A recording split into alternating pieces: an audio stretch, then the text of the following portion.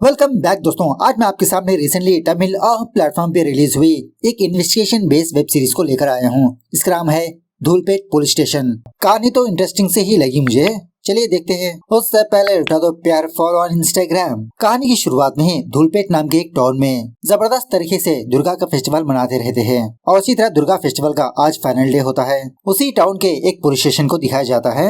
वहाँ का inspector police station के सारे सामानों की पूजा करवाने लगता है, मतलब बाइक्स की, गाड़ी की, वॉकी टॉकी की। उसी तरह पुलिस स्टेशन को भी बहुत ही अच्छी तरह से सजाने लगता है। दिखने में ऐसा लगता है कि ये पुलिस स्टेशन नहीं बल्कि कोई मंदिर है। बाद में ये सारे पुलिस वाले उसी पुलिस स्टेशन के अंदर एक छोटी सी मंदिर बनाकर जबरदस्त तरीके से पूजा करने लगते हैं। स्पेशली इंस्पेक्टर को काफी सारे मंत्र आते रहते हैं। एक पुजारी बनकर जबरदस्त तरीके से पूजा भी करते रहता है। दूसरी तरफ कमिश्नर उस पुलिस स्टेशन को कांटेक्ट करने की कोशिश करते रहता है, लेकिन कोई भी बंदा रिस्पॉन्स ही नहीं देता। कमिश्नर खुद कभी इंस्पेक्टर को फोन करने लगता है, कभी कांस्टेबल को, कभी दूसरे कांस्टेबल को, लेकिन पूजा डिस्टर्ब ना हो कोई भी बंदा किसी का भी फोन पिक ही नहीं करता। उसी पुलिस स्टेशन में मासानी नाम की एक लेडी कांस्टेबल होती है। कमिश्नर इसको फोन करने पर यह मासानी अपना फोन पिक करती है। कमिश्नर कहने लगता है कि तुम्हारा इंस्पेक्टर कहाँ पर मर गया, फटाफट से उसको फोन दो। तो इंस्पेक्टर कमिश्नर से सॉरी बोलने लगता है कि सर एक्चुअली मैं पूजा में बहुत ही बिजी था। कमिश्नर इस इंस्पेक्टर को डांटने लगता है कि तुम इंस्पेक्टर हो या तो फिर पुजारी,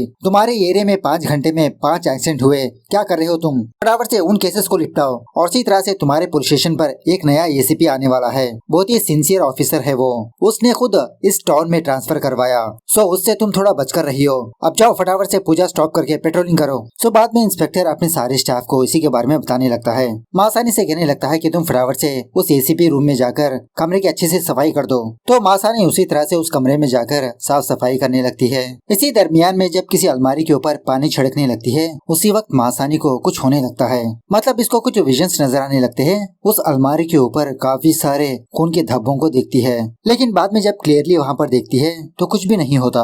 खैर दूसरे सीन में डेविड नाम के एक बंदे को दिखाया जाता है जो उसी टाउन के एक लॉज पर आता है स्टे करने के लिए। सो वो लॉज वाला बंदा डेविड से उसके बारे में पूछने लगता है और उसी तरह से इसका प्रूफ भी पूछने लगता है। डेविड कहने लगता है कि फिलहाल तो मेरे पास प्रूफ नहीं, सुबह आ जाएंगे। अब ठीक है समझकर वो लॉज वाला बंदा एडवांस लेकर उसको रूम दे देता है। इसी लॉज में एक बच्चा भी काम करते रहता है। डेविड उस बच्चे से कहने लगता है कि बैग मैं लेकर जाऊंगा, तुम जाकर पहले 2 कड़क चाय लेकर आ जाओ। सो बाद में डेविड रूम पर आकर अपने बैग से गन निकालकर उसको चेक करते रहता है। उसी वक्त वो बच्चा चाय लेकर डेविड के पास आता है।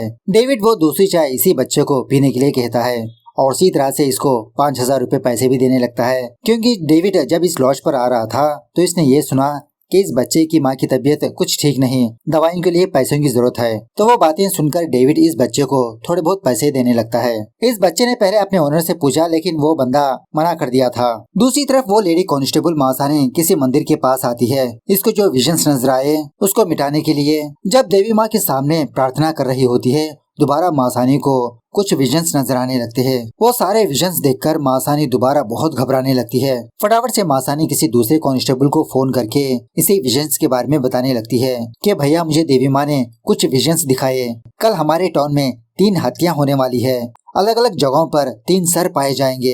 वो कांस्टेबल यही सारी बातें इंस्पेक्टर को बताने लगता है।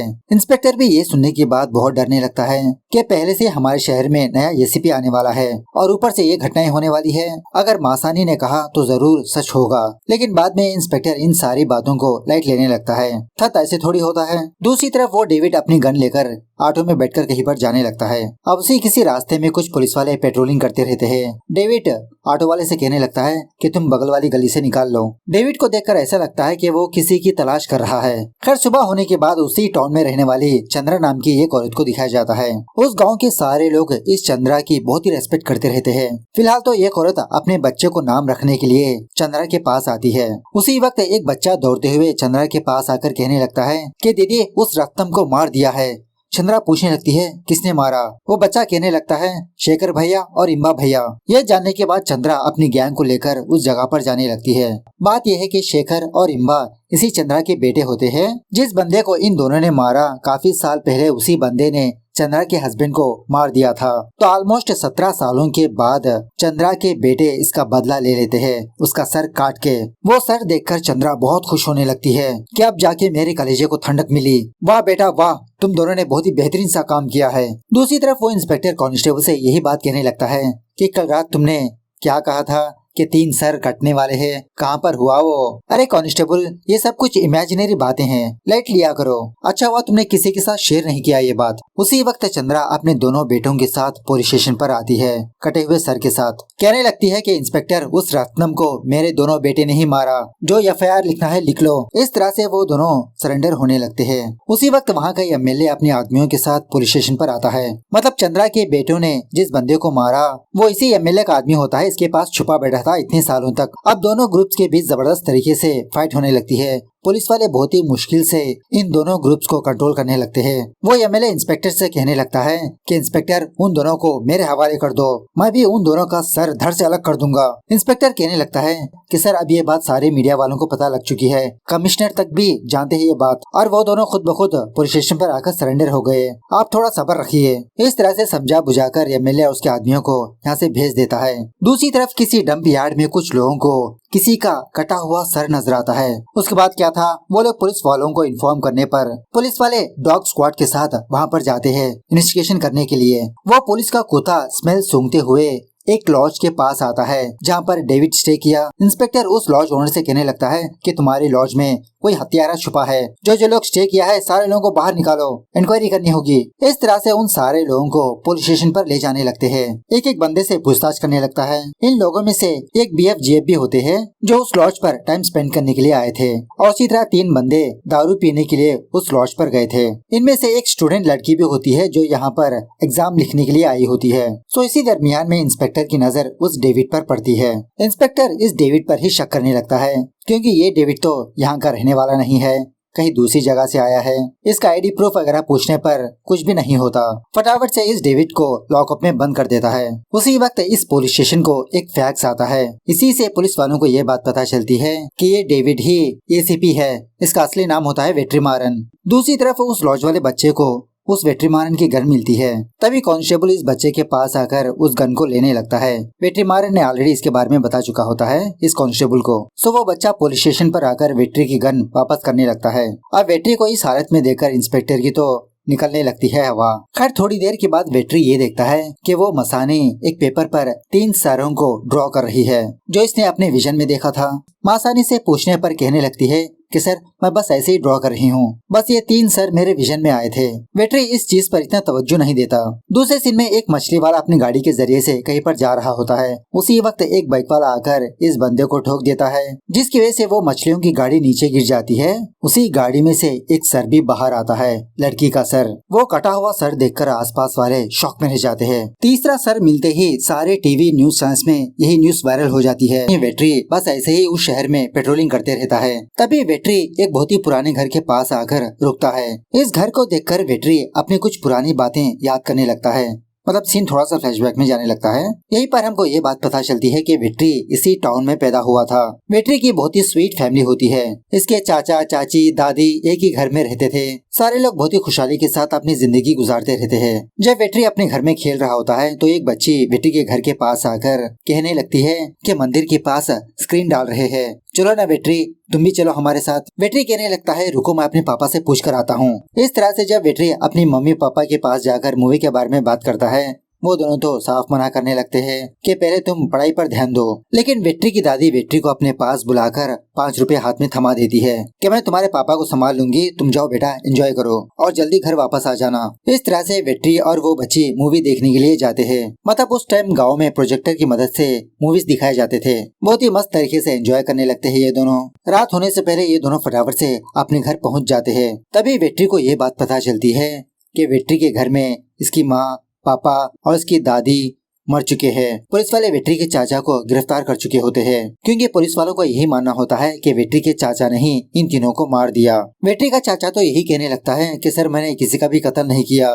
लेकिन पुलिस वाले इसको गिरफ्तार कर लेते हैं। इसी दरमियान में वहाँ का इंस्पेक्टर वेट्री को साइड में ले जाकर एक लॉरी में चढ़ा देता है। कहने लगता है कि अरे बच्चे, अगर तुम यहाँ पर होगे तो तुमको भी मार दिया जाएगा। ये लो, मैं तुमको एक एड्रेस दे रहा हूँ, वहाँ पर चले जाओ, मैं तुमसे बाद में मुलाकात करूंगा। फिलहाल तुम इस गांव से चले जाओ, वरना तुम भी मारे जाओगे। इस तरह से वो इंस्पेक्टर वेट्री को यहाँ से भेज देता है। अब वेट्री का ये होम टाउन होने की वजह से हायर ऑफिसर से रिक्वेस्ट करके यहाँ पर पोस्टिंग डलवा लिया। तो प्रेजेंट डे पर इंस्पेक्टर वेट्री से यही बात कहने लगता है कि सर, इस घर की बहुत ही बड़ी कहानी है। कहा जाता है कि एक बंदे ने अपने भाई, अपनी भाभी और अपनी माँ को ही मार दिया। तब से ये घर बंद पड़ा है। खैर दूसरे सीन में सुकुमार नाम का एक टीनेज लड़का एक सोने की दुकान के पास आकर कुछ गहने गिरवी पर रखने लगता है। उस सेठ से कहने लगता है कि सेठ इस गहनों में कितना पैसा आएगा, प्लीज मुझे दे दो। सुकुमार को ये भी पता नहीं होता कि ये सारे गहने कितने ग्राम्स के हैं। सेठ से यही कहने लगता है कि मेरी बहन के गहने हैं। अब उस सेठ को सुकुमार पर शक होकर पुलिस स्टेशन को फोन करके इसी सुकुमार के बारे में बता देता है। तो पुलिस वाले फटाफट से इस दुकान के पास आकर उन गहनों को जब्त करके सुकुमार को भी पुलिस स्टेशन ले जाने लगते हैं। पुलिस स्टेशन आने के बाद इंस्पेक्टर सुकुमार से यही बात पूछने लगता है कि सच बताओ ये गहने किसके हैं। सुकुमार कहने लगता है कि सर ये गहने मेरी माँ के हैं। हमको पैसों की सख्त जरूरत है, इसीलिए मैं गिरवी पर रखने के लिए आया हूँ। लेकिन पुलिस वाले इसकी बातों पर यकीन नहीं करते, बहुत मारने पीटने लगते हैं कि सच बताओ ये गहने कहाँ से चुराए तुमने। वेटरी आने के बाद सुकुमार से पूछने लगता है कि सच बताओ ये गहने किसके हैं। सुकुमार कहने लगता है कि सर मैं जिस आइस फैक्ट्री में काम करता हूँ उस आइस फैक्ट्री के ओनर की लड़की के है। यह सुनने के बाद वेटरी मासानी से कहने लगता है कि उस आइस फैक्ट्री वाले बंदे को यहाँ पर बुलाओ। तो मासानी उसी तरह से उस आइस फैक्ट्री वाले ओनर को फोन करके यही बात कहने लगती है कि आपकी फैक्ट्री में सुकुमार नाम का कोई लड़का काम करता है। वो बंदा कहने लगता है हाँ मैडम काम तो करता है। मासानी कहने लगती है कि उस लड़के ने कुछ गहनों को चुराया है, एसीपी सर ने आपको पुलिस स्टेशन पर बुलाया है। वो बंदा कहने लगता है अरे मैडम मैं पहले से एक परेशानी में परेशान हूँ, मेरी बेटी अभी तक घर नहीं लौटी, मैं तलाश कर रहा हूँ। मासानी कहने लगती है कि सर आप पहले पुलिस स्टेशन पर आकर मिसिंग कंप्लेंट लिखवाइए। सो थोड़ी देर के बाद वो ice factory owner police station पर आता है। वेटरी पूछने लगता है कि आपने कहा था कि आपकी बेटी अभी तक घर नहीं लौटी। वो बंदा कहने लगता है हाँ सर, कल मेरी बेटी स्टडी अवर्स के लिए गई थी लेकिन अभी तक घर नहीं लौटी। इसी दरमियान में आपका फोन आया। वेटरी सुकुमार के पास जो गहने होते हैं वो गहने उस आइस फैक्ट्री वाले ओनर को दिखाने लगता है। वो बंदा कहने लगता है अरे सर ये गहने तो मेरी बेटी के हैं, कहाँ पर है मेरी बेटी। वेटरी कहने लगता है कि आप एक बार हॉस्पिटल पर जाकर आइए। इस तरह से मासा ने उस बंदे को मॉर्चुरी रूम पर लाकर जो रिसेंटली एक लड़की का सर मिलाना वो दिखाने लगती है। वो सर देखकर ये बंदा तो शॉक में रह जाता है, अरे मैडम ये तो मेरी बेटी का सर है, संध्या का सर, मेरी बेटी को किसने मारा। इस तरह से वो बंदा उसकी बीवी बहुत फूट फूट के रोने लगते हैं कि हमारी एक लौती बेटी को किसी ने मार दिया। इस तरह पुलिस वाले उस सुकुमार को बहुत मारने पीटने लगते हैं, पूछने लगते हैं कि सच बताओ तुमने उस संध्या के साथ क्या किया, क्यों मारा उसको। सुकुमार कहने लगता है क्या संध्या मर चुकी है। अरे सर मैं संध्या को क्यों मारूंगा, मैं तो उससे बहुत प्यार करता हूँ। इस तरह से जो हुआ वो सारी बातें वेट्टू को बताने लगता है। एक्चुअली कुछ महीनों पहले जब संध्या का बर्थडे होने की वजह से संध्या अपने आइस फैक्ट्री पर आती है, बस ऐसे ही वहाँ के वर्कर्स को मिठाइयाँ वगैरह बांटने के लिए। तो वहीं पर सुकुमार पहली बार संध्या को देखता है। पहली नजर में इसको भा जाती है, लेकिन ऑफकोर्स संध्या तो ओनर की बेटी है। एक दिन जब संध्या कॉलेज से वापस जा रही होती है तो 3 लड़के संध्या से छेड़खानी करते रहते हैं। मतलब एक बंदा संध्या को प्रपोज किया था लेकिन संध्या ने उसका प्रपोजल रिजेक्ट कर दिया, तो वही बात को लेकर संध्या से छेड़खानी करते रहते हैं। अब उसी रास्ते से सुकुमार गुजरते हुए इस चीज को देखकर संध्या के पास आकर उन 3 बंदों को मार पीट कर वहाँ से भगा देता है। अब इस हाथापाई के दौरान सुकुमार को भी हल्के से चोट लगती है। ये देखकर संध्या इसकी बहुत ही केयरिंग करने लगती है, कहने लगती है अरे मैं खुद संभाल लेती, देखो तुमको कितनी चोट लगी है। उसके बाद धीरे धीरे संध्या भी सुकुमार को लाइक करने लगती है। अपने पापा को खाना देने के लिए आकर सुकुमार से बात करने लगती, इसको देखती। धीरे धीरे ये दोनों एक दूसरे के नंबर्स को एक्सचेंज करके ढेर सारी बातें भी करने लगते हैं। सुकुमार तो उसी फैक्ट्री के पास एक छोटे से कमरे में रहता है। मौका देखकर संध्या सुकुमार के कमरे के पास आती जाती भी रहती है। ये दोनों बहुत ही अच्छे से टाइम स्पेंड करते रहते हैं। कुछ दिनों के बाद ये दोनों एक रात अपने घर से भागने लगते हैं, क्योंकि ऑफकोर्स संध्या का फादर कभी भी सुकुमार को एक्सेप्ट ही नहीं करेगा। अब उस रात कुछ ज्यादा ही पुलिस वाले इस टाउन में पेट्रोलिंग करते रहते हैं। इन दोनों को भागने का मौका ही नहीं मिलता। सुकुमार कहने लगता है कि संध्या पास ही में मेरे एक फ्रेंड का घर है, आज रात हम वहीं पर रुककर कल सुबह यहाँ से चले जाएंगे। इस तरह से ये दोनों सुरली नाम के एक बंदे के घर के पास जाते हैं। घर के अंदर आने के बाद सुकुमार अपने फ्रेंड सुरली को सारी बात समझाने लगता है। सुरली संध्या को कुछ अजीब तरह से ही देखते रहता है। संध्या सुकुमार को खोपचे में बुलाकर यही बात कहने लगती है कि सुकुमार मुझे तुम्हारे फ्रेंड की नजर बिल्कुल भी पसंद नहीं आई, चलो हम कहीं और चलते हैं। सुकुमार समझाने लगता है अरे संध्या उसकी नजर ही ऐसी है, तुम फिक्र मत करो, वो मेरा बेस्ट फ्रेंड है। सुरली सुकुमार से कहने लगता है कि तुम दोनों बगल वाले कमरे में जाकर सो जाओ, मैं यहीं पर सो जाऊंगा। इस तरह से ये दोनों बगल वाले कमरे में आकर थोड़ा रिलैक्स करने लगते हैं। इसी बातों ही बातों में ये दोनों थोड़ा बहुत रोमांस वगैरह भी करते रहते हैं। तभी खिड़की से वो बंदा सुरली झांकते रहता है। सुबह होने के बाद सुकुमार और संध्या यहाँ से जाने लगते हैं। उसी वक्त संध्या की बैग टूट जाने की वजह से सुरली अपनी बैग देने लगता है, तो संध्या अपने सारे कपड़े शपड़े उसमें शिफ्ट कर देती है। तो उस वक्त भी सुरली शायद गंदी नजरों से संध्या को देखते रहता है। यही सोचने लगता है कि सुकुमार ने तो बहुत ही जबरदस्त फिगर को पटाया। बाद में ये दोनों एक बस स्टॉप पर आते हैं। थोड़ी देर के बाद वो बंदा सुरली सुकुमार को फोन करके कहने लगता है कि मैंने दूसरे गांव पर तुम दोनों की शादी के इंतजाम कर दिया, लेकिन थोड़ा बहुत खर्चा आ रहा है 20,000 रुपए। अब ये बातें संध्या भी सुन चुकी होती है, तो संध्या अपने थोड़े गहने सुकुमार को देकर कहने लगती है कि इसको गिरवी पर रखकर पैसे ला लो, हमारी शादी के लिए हम खर्चा नहीं करेंगे तो कौन करेगा। पहले तो सुकुमार मना करने लगता है कि ये गहने बाद में काम आ जाएंगे, लेकिन संध्या थोड़ा सा जबरदस्ती करने लगती है कि तुम फटाफट से ये गहने ले जाकर गिरवी रखकर पैसे लाओ, आगे भी तो काम आएंगे हमको, और वैसे इसमें तुम्हारा मेरा क्या है। तो सुकुमार संध्या को वहीं पर बिठाकर सोने की दुकान पर जाने लगता है। बाद में पुलिस वाले आकर सुकुमार को गिरफ्तार करके ले गए। इस तरह से सुकुमार जो हुआ वो सारी बात एसीपी को बताने लगता है। अब इस दरमियान में पता नहीं किसने संध्या का सर काट के मार दिया। बहुत रोने लगता है। वेट्री सुरली का फोन नंबर लेकर उसको कॉल करने लगता है, लेकिन उसका फोन तो स्विच ऑफ होता है। उसके बाद मासानी वेट्री से ही बात कहने लगती है कि सर मुझे लगता है कि सुकुमार ने संध्या को मारा नहीं होगा, पहले हम लोग उसके फ्रेंड को पकड़ते हैं सर। वेट्री कहने लगता है कि तुम उस बस स्टॉप का सीसीटीवी फुटेज हासिल करो। खैर उसी पुलिस स्टेशन के बाहर सुकुमार की दादी रोती रहती है कि पुलिस वाले सुकुमार को खामखा गिरफ्तार किया।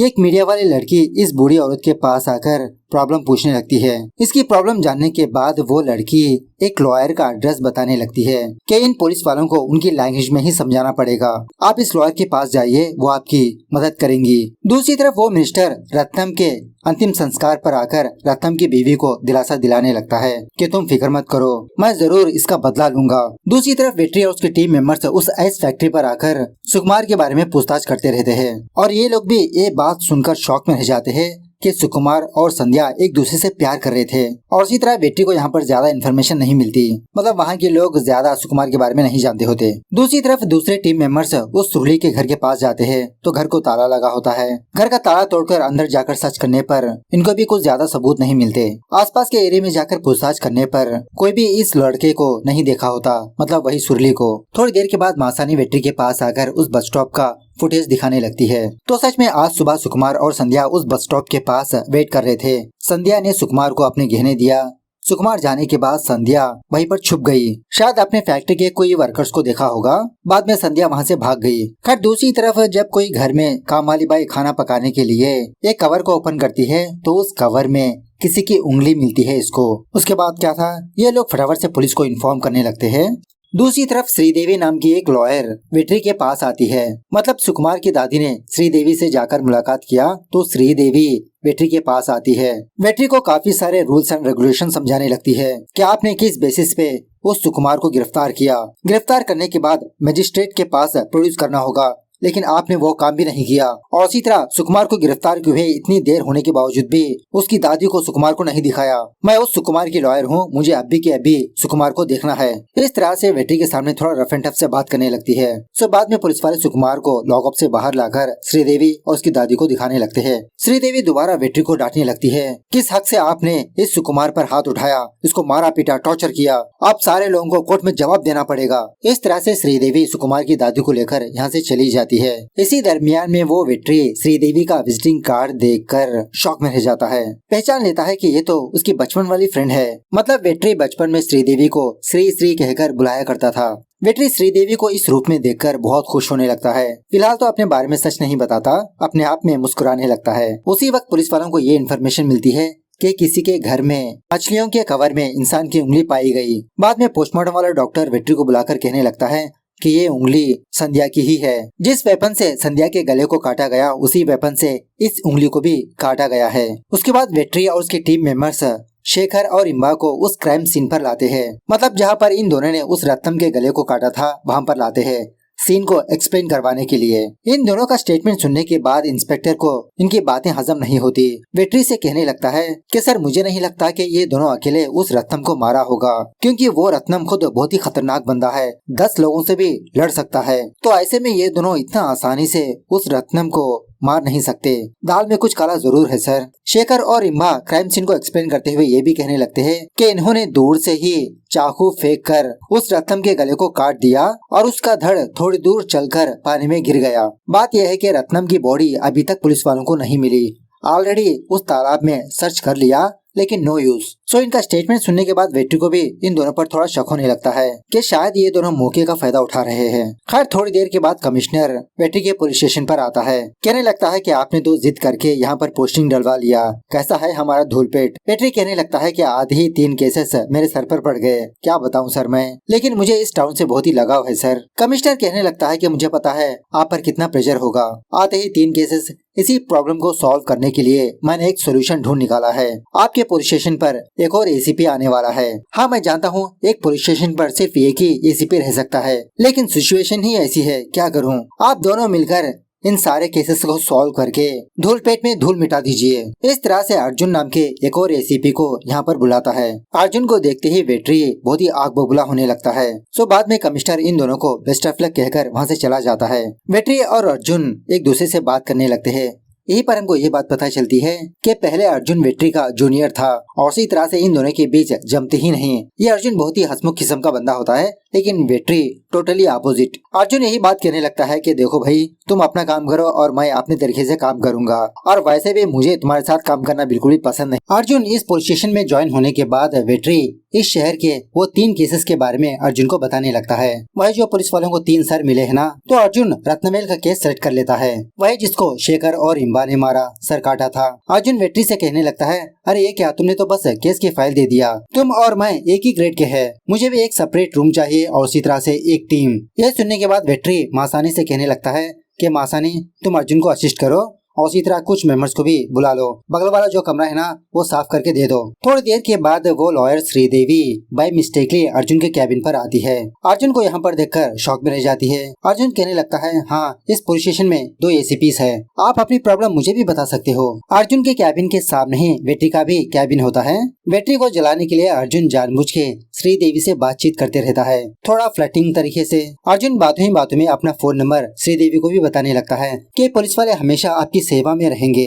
बाद में श्रीदेवी जब वेट्री के पास आती है तो वेट्री कहने लगता है कि अगर सुकुमार के केस में जो कुछ भी पूछना हो, बात करना हो, आप मुझसे ही बात करिए, उस अर्जुन से नहीं। श्रीदेवी वेट्री से कहने लगती है कि ये रहा कोर्ट का समन, आपको फटाफट से सुकुमार को कोर्ट में प्रोड्यूस करना होगा। उसके बाद वेट्री और उसके टीम मेंबर्स दोबारा उस लॉज के पास जाते हैं। मतलब लास्ट टाइम जब वेट्री यहाँ पर स्टे किया था तो एक कमरे को ताला लगा हुआ था। पूछताछ करने पर वेट्री को ये बात पता चलती है कि लॉज के ओनर ने उस बंदे के पास भी आईडी कार्ड नहीं लिया। वहाँ पर काम करने वाला बच्चा भी वेट्री से कहने लगता है कि पुलिस वाले आने से पहले उस रूम में का बंदा यहाँ से चला गया और वापस लौटकर नहीं आया। वेट्री उस लॉज ओनर को डांटकर उस रूम की चाबी लेकर जाता है चेकिंग करने के लिए। उस रूम की चेकिंग करने के बाद वेट्री कुछ सैंपल्स को कलेक्ट कर लेता है, जैसे हेयर पिन, बाल, दारू के बोतल्स। बाद में जब दोबारा उस बच्चे से पूछने पर वो बच्चा कहने लगता है कि इस रूम पर 2 लोग आए थे और हमेशा कमरे का दरवाजा बंद ही था। इस बच्चे में खोपचे में रहकर उन दोनों की बातें सुनी थी।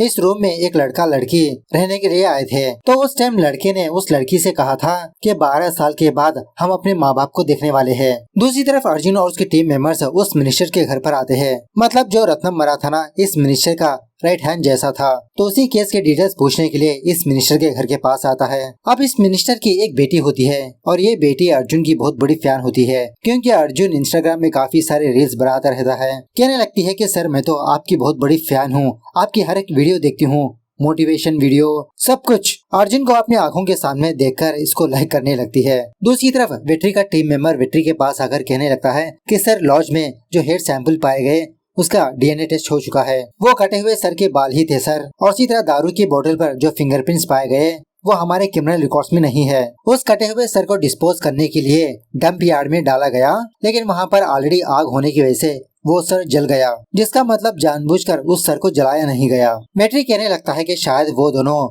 उस लॉज से बाहर जाने के बाद ही उनके साथ वो घटना पेश आई। खैर उसी रात जब वो श्रीदेवी वापस अपने घर पर आती है तो शॉकिंगली ये देखती है वेट्री भी इन्हीं के कॉलोनी में ज्वाइन हुआ रहने के लिए, और वो भी ठीक श्रीदेवी के कमरे के ऊपर ही। अब पहले से ही श्रीदेवी वेट्री से नफरत करती रहती है। घर के ओनर को बुलाकर इसको डांटने लगती है कि आप किसे पूछकर ऊपर का कमरा रेंट पर दिया। घर का ओनर कहने लगता है कि ये मेरा घर है, मेरी मर्जी, अब तो मैंने सारा एडवांस भी ले लिया, उसी तरह से एग्रीमेंट भी साइन करवा लिया, अब कुछ नहीं हो सकता, तुम दोनों ही एडजस्ट कर लो। एक्चुअली असल बात यह है कि वेट्री जानबूझकर ही श्रीदेवी के घर के ऊपर रहने के लिए आया होता है, इसको अच्छे से जानने के लिए, देखने के लिए। लेकिन ये श्रीदेवी तो वेट्री को देखते ही गुस्सा ही करती रहती है। दूसरी तरफ अर्जुन अपने टीम मेंबर्स के साथ उस रत्नम के घर पर जाकर उसकी बीवी से पूछताछ करने लगता है। पता चलता है कि रत्नम उस दिन सुबह सवेरे जॉगिंग पर गया था, तो उसी टाइम ये घटना पेश आई। और ये भी कहने लगती है कि शेखर और इम्बा ने इस जुर्म को कबूल किया, लेकिन वो दोनों मेरे हस्बैंड का बाल भी बाका नहीं कर सकते।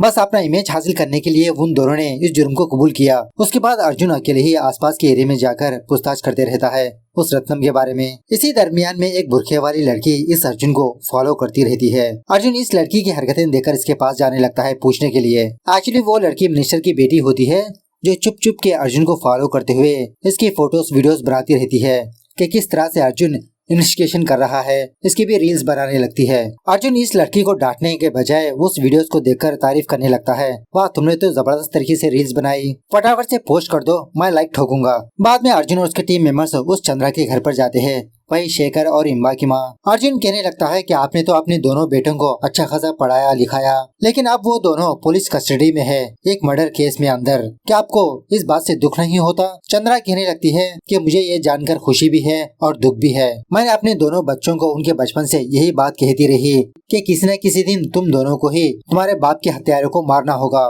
तो आज मेरे बेटों ने मेरा बदला पूरा किया, इस बात से मैं बहुत खुश हूँ। अर्जुन कहने लगता है कि चलो मान लिया कि आपके दोनों बेटों ने उस रत्नवेल को मार दिया, लेकिन बॉडी के बारे में पूछने पर उन दोनों को कुछ भी नहीं पता। लेकिन चंद्रा इसका कुछ भी जवाब नहीं देती। बाद में अर्जुन वापस पुलिस स्टेशन पर आकर अपनी टीम को गैदर करके इस केस के बारे में कुछ बातें बताने लगता है कि रत्नम की बीवी ने ये कहा था कि उस दिन भी सुबह सवेरे रत्नम वॉकिंग पर गया था, लेकिन वो बात गलत है। उस दिन सुबह सवेरे रत्नम वॉकिंग पर गया ही नहीं। एक और बात यह है कि रत्नम कहीं और मरा पड़ा था। शेखर और इम्बा रत्नम का सर काटकर अपने हाथ में पकड़ा था बस। दूसरे दिन जब सुबह सवेरे वेट्री नहाने के लिए रेडी शेडी हो रहा होता है तो इसके घर में पानी ही नहीं आ रहा होता और ना ही इसके घर में बिजली होती है, लेकिन श्रीदेवी के घर में सब कुछ चल रहा होता है। एक्चुअली वेट्री को तंग करने के लिए ही श्रीदेवी ने इसके घर की लाइट और पानी का मोटर ऑफ कर दिया था। इस तरफ रत्नम का साला कुछ आदमियों के साथ पुलिस स्टेशन पर आकर धरना करने लगता है कि पुलिस वाले डाउन डाउन, अभी तक पुलिस वालों ने रत्नम की बॉडी को फाइंड आउट नहीं किया, हमको रत्नम की बॉडी चाहिए अंतक्रिया काम करने के लिए। हाँ, अर्जुन वहाँ पर आकर इस हंगामे को देखकर रत्नम के साले को खोपचे में ले जाकर बहुत पिटाई करके भेज देता है। जब बॉडी मिलेगी मैं खुद तुम लोगों को इन्फॉर्म कर दूंगा, और इस दरमियान में अगर तुम मेरी आंखों के सामने नजर आए तो साले तुम्हारा चूतर दोबारा लाल कर दूंगा। खैर दूसरे दिन जब वेट्री जॉगिंग पर जा रहा होता है तो ये दिखता है श्रीदेवी किसी प्लम्बर को बुलाकर अपना मोटर रिपेयर करवाती रहती है। अब श्रीदेवी वेट्री को यहाँ पर देखकर कहने लगती है कि सिर्फ मेरी अकेले की प्रॉब्लम नहीं है, इसी मोटर से आपके घर को और मेरे घर को पानी आता है। जॉगिंग पर जाने से पहले आप यहाँ पर आकर इस बंदे की मदद करिए। इस तरह से वेट्री के हाथ चाय बिस्किट भी मंगवाने लगती है और उसी तरह मोटर के कुछ सामान भी। लेकिन फाइनली वेट्री खुद उस पानी की मोटर को रेडी कर देता है। बाद में धीरे धीरे श्रीदेवी भी वेट्री को लाइक करने लगती है। इस तरफ अर्जुन और उसके टीम मेंबर्स रत्नम की दूसरी वाइफ कांचना के घर पर जाते हैं। एक्चुअली ये कांचना एक सीरियल एक्ट्रेस होती है। अर्जुन पूछने लगता है कि वो रत्नम तो एक रउडी है, आप तो एक एक्ट्रेस, आप दोनों के बीच कनेक्शन कैसे हुआ? सो ये कांचना जो हुआ वो बताने लगती है कि एक्चुअली रत्नम ने इस घर को शूटिंग के लिए ही बनवाई थी, मतलब ये घर शूटिंग वालों को रेंट पर देना। एक दिन रत्नम अचानक से इस घर पर आकर इस कांचना को देखा, मतलब शूटिंग स्पॉट पर, तो तभी से इस कांचना को लाइक करने लगा। जहाँ पर भी कांचना शूटिंग पर जाती रत्नम उसको फॉलो करने लगा। इंडस्ट्री में इन दोनों के बीच अनाप शनाप की बातें होने लगी। ये रूमर सुनने के बाद रत्नम इस कांचना से शादी कर लिया और ये घर भी इसके नाम ही कर दिया। अर्जुन पूछने लगता है कि आप दोनों के बीच रिश्ता कैसा था? कांचना कहने लगती है कि स्टार्टिंग में तो हर रोज मेरे घर पर आया करते थे, उसके बाद हफ्ते में एक बार, उसके बाद महीने में एक बार। अर्जुन पूछने लगता है कि आपको किसी पर शक है? कांचना कहने लगती है कि एक्चुअली रत्नम की फैमिली, मतलब उसकी बीवी और उसका साला मुझे लाइक ही नहीं करते। जब जब रत्नम का साला मेरे घर पर आकर मुझसे झगड़ा किया करता था कि मेरी वजह से उसकी बहन की जिंदगी बर्बाद हो गई, मुझे तो उस पर ही शक है। उसके बाद जब मासाने उस घर की तलाशी लेने लगती है तो बेड के नीचे इसको एक तलवार नजर आती है। कांचना कहने लगती है कि एक्चुअली ये तलवार रत्नम ने ही यहाँ पर लेकर आए थे उनके बर्थडे के दिन केक काटने के लिए। इस तरह से एक बर्थडे वाली फोटो भी दिखाने लगती है, मतलब उस फोटो में रत्नम इसी तलवार को लेकर खड़ा था। अर्जुन इस तलवार को जब्त कर लेता है फिंगरप्रिंट्स वगैरह टेस्ट करवाने के लिए। उसी रात जब श्रीदेवी वापस अपने घर पर जा रही होती है तो तभी दो पुराने कैदी श्रीदेवी का रास्ता रोककर उसको मारने की कोशिश करने लगते हैं, क्योंकि श्रीदेवी ने एक केस में इन दोनों को जेल भिजवाया था। श्रीदेवी इन दोनों से जबरदस्त तरीके से फाइट करने लगती है। उसी वक्त वेट्री यहाँ पर आकर इन दोनों से फाइट करके पुलिस वालों को बुलाकर इन दोनों को गिरफ्तार करवाने लगता है। इस काम से श्रीदेवी वेट्री से और इम्प्रेस होने लगती है। इसी हाथापाई के दौरान वेट्री को थोड़ा सा जख्म हुआ होता है। श्रीदेवी वेट्री को अपने घर पर लाती है मरहम पट्टी करने के लिए, और इसी तरह डिनर का टाइम होने की वजह से ये दोनों वहीं पर डिनर भी करने लगते हैं। दूसरे दिन अर्जुन को उस मिनिस्टर की बेटी प्रिया कॉल करके किसी कैफे पर मिलने के लिए कहती है, मतलब केस के बारे में कुछ इम्पोर्टेंट बातें बतानी है। तो अर्जुन उसी तरह से उस प्रिया से मिलने के लिए उस कैफे पर जाता है। तो प्रिया अर्जुन को केस के बारे में कुछ बातें बताने लगती है, मतलब प्रिया ने अपने फादर से कुछ बातें सुनी थी। इन दोनों के बीच क्या बातें होती है ये हमको बताया नहीं जाता। अर्जुन प्रिया को थैंक यू बोलने लगता है कि आपने तो इस केस के बारे में बहुत ही अच्छी इन्फॉर्मेशन दी है। दूसरी तरफ हम ये देखते हैं कि वो कांचना बहुत ही घबराई सी होती है। तभी कांचना को अपने घर में कुछ खून के धब्बे नजर आते हैं। कांचना फटाफट से इस खून के धब्बे को मिटाने लगती है। दूसरी तरफ जब मासानी बस ऐसे ही एक आइस वाली गाड़ी को देखती है तो दोबारा इसको कुछ विजुअल्स नजर आने लगते हैं, मतलब इसके विजुअल्स में वो आइस फैक्ट्री नजर आती है। बाद में मासानी यही बात एक सीनियर कांस्टेबल को बताने लगती है कि मुझे इस तरह से विजुअल्स नजर आए, क्या हम ये बात वेट्री सर या तो फिर अर्जुन सर को बताएं। वो कांस्टेबल कहने लगता है, अरे ये छोटी बात उन दोनों को बताकर क्यों परेशान करे, वो ऑलरेडी 2 केसेस में बिजी है। मासानी कहने लगती है तो फिर चलो भैया हम दोनों ही उस फैक्ट्री पर जाकर इंक्वायरी करते हैं। इस तरह से मासानी और वो दूसरा कांस्टेबल उस आइस फैक्ट्री पर जाते हैं। जब मासानी एक रूम पर जाने वाली होती है तो एक बंदा कहने लगता है कि मैडम यहाँ पर किसी को भी अलो नहीं है, सारे आइस यहीं पर स्टोर करते हैं। लेकिन मासानी कहने लगती है फिर भी इस रूम को ओपन करो। सो अंदर जाकर देखने पर सच में यहाँ पर काफी सारे बड़े बड़े आइस क्यूब्स होते हैं। इन दोनों को कुछ भी सबूत नहीं मिलता, जिसकी वजह से ये दोनों यहाँ से चले जाते हैं। उसी वक्त हम ये देखते हैं कि उसी रूम में एक बड़े वाले आइस क्यूब के अंदर किसी की डेड बॉडी है फ्रीज होकर, शायद रत्नम की, उसका सर मौजूद नहीं होता, या तो फिर संध्या की। दूसरे दिन वेट्री उस सुकुमार को हॉस्पिटल पर ले जाकर उसका ट्रीटमेंट करवा के दोबारा लॉकअप में बंद करने लगता है, क्योंकि थोड़ी देर के बाद सुकुमार को कोर्ट में प्रोड्यूस करना होता है। उसी वक्त पुलिस वाले एक चोर को गिरफ्तार करके इसी लॉकअप में बंद करने लगते हैं। वो बंदा सुकुमार से बात करने की कोशिश करने लगता है, लेकिन सुकुमार इससे बात ही नहीं करता।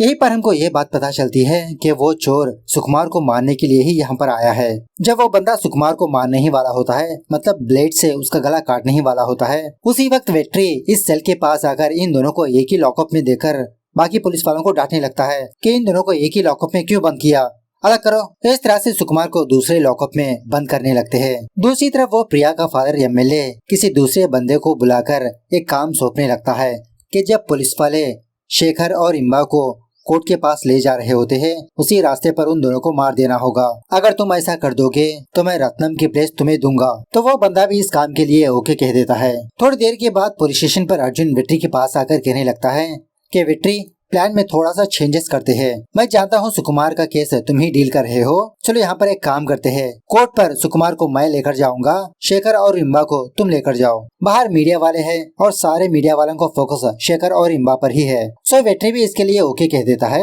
तो जब वेट्री शेखर और इम्बा को कोर्ट के पास ले जा रहा होता है तो कुछ बंदे इसकी गाड़ी को फॉलो करते रहते हैं। फाइनली किसी जगह पर आने के बाद वो लोग वेट्री की गाड़ी को रोक लेते हैं उन दोनों को मारने के लिए। वेट्री उन गुंडों से जबरदस्त तरीके से फाइट करने लगता है। इसी फाइट के दौरान वेट्री अपनी गन निकालकर कुछ लोगों को मार भी देता है। तभी यहाँ पर अर्जुन भी आकर उन गुंडों से फाइट करने लगता है। तभी पुलिस वालों को ये बात पता चलती है कि अर्जुन की गाड़ी में सुकुमार मौजूद नहीं। थोड़ी देर के बाद कमिश्नर यहाँ पर आकर स्पेशली वेट्री को बहुत डांटने लगता है कि वेट्री आपने इन लोगों को क्यों एनकाउंटर किया। वेट्री एक्सप्लेनेशन देने लगता है कि अपनी जान और अक्यूज की जान बचाने के लिए। कमिश्नर कहने लगता है कि अगर आप गोली ही चलाने वाले थे तो पैरों पर मारते।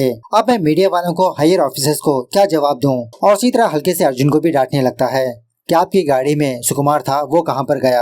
आप दोनों पता नहीं क्या करोगे, 3 दिन के अंदर मुझे ये सारे केसेस सॉल्व हो जाना चाहिए। अब सुकुमार भाग चुका है, ये बात श्रीदेवी को पता चलने पर श्रीदेवी वेट्री के पास आकर इसी के बारे में पूछने लगती है और इसी तरह ये भी कहने लगती है कि 3 लोगों को आपने शूट कर दिया, आपकी इसी एनकाउंटर की वजह से सुकुमार वो भाग गया। वेट्री भी कहने लगता है कि सुकुमार अर्जुन की कस्टडी में था, वो मेरी गलती नहीं थी। श्रीदेवी भी कहने लगती है कि जो भी हो सुकुमार का केस आप डील कर रहे थे तो सुकुमार की जिम्मेदारी आपकी ही थी। इस तरह से वेट्री से बहुत झगड़ा करने लगती है। इसी दरमियान में वेट्री को कोई कॉल आने पर वो साइड में जाता है। उसी वक्त हेड कांस्टेबल श्रीदेवी के पास आकर कहने लगता है कि मैडम आपने वेट्री सर से जो बात किया वो मैंने सारी बातें सुन लिया, लेकिन मैडम आप वेट्री सर को गलत समझ रहे हो। पहली बात यह है कि वहाँ पर सिचुएशन बहुत ही क्रिटिकल थी। अगर वेट्री सर उनका एनकाउंटर नहीं करते तो आज हमारे पुलिस वाले हॉस्पिटल में होते। वेट्री सर ने अब तक जिन भी लोगों का एनकाउंटर किया उनके फैमिली को कुछ न कुछ अच्छा करते ही आ रहे हैं, जैसे उनकी औरतों को अच्छी खासी जॉब दिलवाना या तो फिर उनके बच्चों को अच्छे स्कूल में एडमिशन दिलवाना।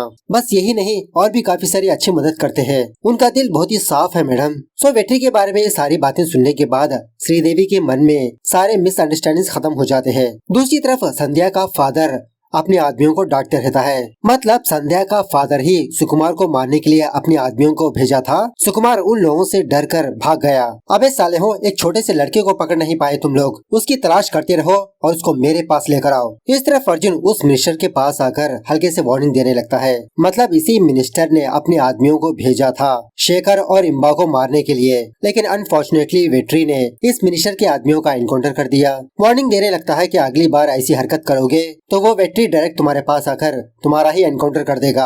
अब उसी रात वो सुकुमार किसी जगह पर सोया रहता है और इसी तरह संध्या के साथ जो हुआ वो एक ख्वाब की तरह देखने लगता है। जब वो लड़की संध्या बस स्टॉप के पास सुकुमार के आने का इंतजार कर रही थी तो संध्या के पास सुरली आया था। वही सुकुमार का बेस्ट फ्रेंड संध्या के पास आकर कहने लगता है कि संध्या, सुकुमार को पुलिस वालों ने पकड़ लिया, अब तुम यहाँ पर रहना सेफ नहीं, चलो मेरे साथ चलो फटाफट से, कुछ दिन तुमको मेरे घर में ही रहना पड़ेगा, तुम्हारे फादर को भी तुम्हारे बारे में पता लग चुकी है। पहले तो संध्या इसके साथ जाने से मना करने लगती है कि नहीं भैया, मैं सुकुमार का यहीं पर इंतजार करूंगी, लेकिन सुरली जबरदस्ती संध्या को अपने घर पर ले जाने लगता है कि तुम डरो मत, सुकुमार आ जाएगा। संध्या को घर के अंदर लाने के बाद वो सुरली इसके साथ जबरदस्ती करने की कोशिश करने लगता है। जब संध्या चीखने चिल्लाने लगती है तो वो सुरली संध्या का मुंह बंद करने लगता है। इसी प्रोसेस में संध्या मर भी जाती है। संध्या मर जाने की वजह से सुरली के तो होश ही उड़ जाते हैं। सुरली ने ये चीज एक्सपेक्ट ही नहीं किया। तो प्रेजेंट पर सुकुमार यही सपना देखकर अपनी नींद से जाग जाता है। मतलब सुकुमार यही सोचने लगता है कि शायद सुरली ने